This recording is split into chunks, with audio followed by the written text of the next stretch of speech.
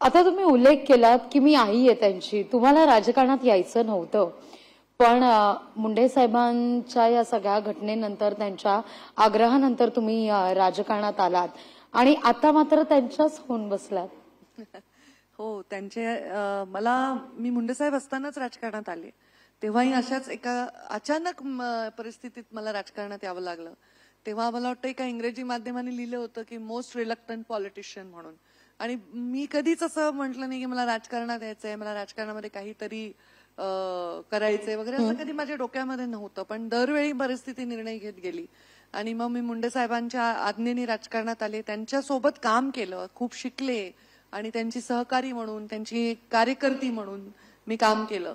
आणि जेव्हा ते गेले तेव्हा नुकतंच ते जायच्या लिटरली 2 दिवस आधी मी त्यांना म्हणाले, आता मला राजकारण माझं संपलं, एक परिस्थिती होती तुमच्यासोबत काम करण्याची, तेव्हाची आवश्यकता होती आणि मी ते स्वीकारलं होतं. आता मला राजकारण नाही करायचं, आता तुम्ही दुसरा उमेदवार शोधा. 2 दिवसांनी बाबा गेले. हो, मी त्यांना असं म्हणाले होते आणि परत मी परत राजकारणात आले आणि त्यांची होऊन गेले, लोकांची होऊन गेले. खरं तर लोकांमुळेच मी राजकारणात आले, कारण मुंडे साहेबांना अनेक लोकांनी सूचना केली की ताईला आणा. ती परिस्थिती अशी निर्माण झाली होती. त्यामुळे लोकांमुळेच आले, लोकांमुळेच राहिले आणि लोक म्हणतील ज्या दिवशी नाही त्या दिवशी राहणार देखील नाही. लोकशाही मराठी ऐका, पहा, जागरूक रहा.